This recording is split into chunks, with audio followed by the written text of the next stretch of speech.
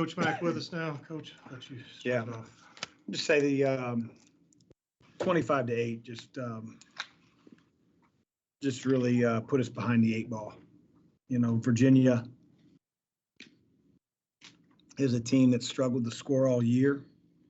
And, after they got 25 points in whatever the first 8-9 minutes, it was way more of a challenge for them to score after that point. The 3 cutters that they run throughout the game on offense cut really hard, and you've got to be more determined to win the chase battle, if you will. And we talked about it. We only had, obviously, a short time to prepare, just like Virginia did. But it's one thing to tell them, and it's one thing to execute it. And we executed it much better after we got such in a deficit. You have to be ready to chase. You have to be able to shortcut. You can't melt on screens. And we didn't learn that until we were down 25-8. A couple guys really hurt us in that action. Proud of our guys to continue to fight, but we could never get over the hump. I think we cut it to 5 and 4 a few times. Had a couple open looks, from guys that we want shooting open looks. Those go down, then maybe it becomes a little bit more game pressure on Virginia. But we didn't, and then give them credit, they responded. So you can't put yourself in the hole 25-8 to start a game. Start with a question from Brett. Chris, given what you guys have been going through and kind of how back against the wall you are, what do you make of a start like that and some of the defensive issues being kind of similar or familiar? Yeah, we've talked about it, that starts haven't necessarily been our issue, Brett. I don't think it's a recurring theme. We started against Notre Dame extremely well, and then unlike other games, we came out in the second half and played maybe our best basketball of the game in the first 5-7 minutes of the half. So I don't think it's necessarily a trend. It's disappointing that we didn't come out with a better chasing mentality and an understanding. That's what put us behind.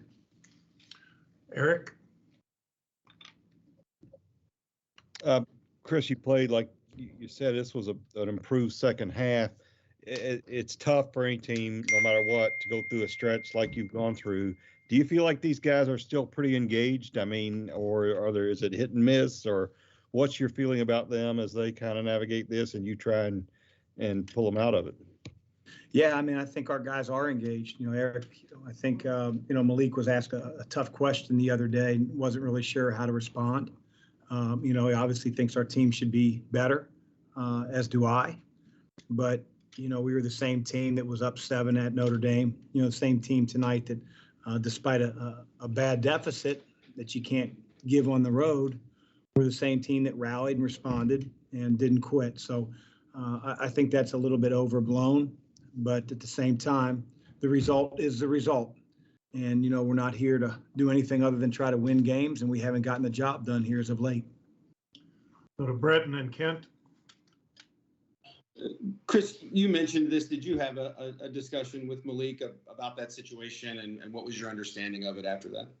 I had a discussion with him. That'll stay between me and you, me and Malik. Kent? Yeah. Chris, when you talk about the start on the defensive end getting down 25-8, did you see it as a maybe a lack of effort, or was it just not absorbing the scout?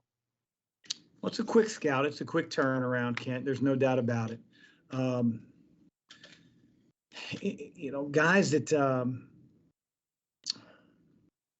haven't played played against Virginia before don't maybe understand truly how quick they're cutting, how deceptive they try to be. It's their whole offense is based on 3 guys using 2 screeners throughout the possession. It's a little old school, old fashioned basketball. And, that was studied and taught and drilled over and over in the course of 24 hours, a quick turnaround. Again, Virginia had the same turnaround, so it's no excuse, but we certainly got better as the game progressed. Why it wasn't up to par, Oh, well, like I said, we had a couple guys that melted on screens. It might not be our better perimeter defenders, but if we're going to keep them in the game, they've got to be able to do their job chasing cutters a little bit better. Go back to Brett. Chris, I don't know if sort of arbitrary stopping points mean anything. You're halfway through the ACC schedule. I just wonder, obviously it started great. It's gone poorly since. How do you sort of take stock of where you guys are right now? Well, a team that needs to improve quickly. The schedule is backloaded, and so that doesn't,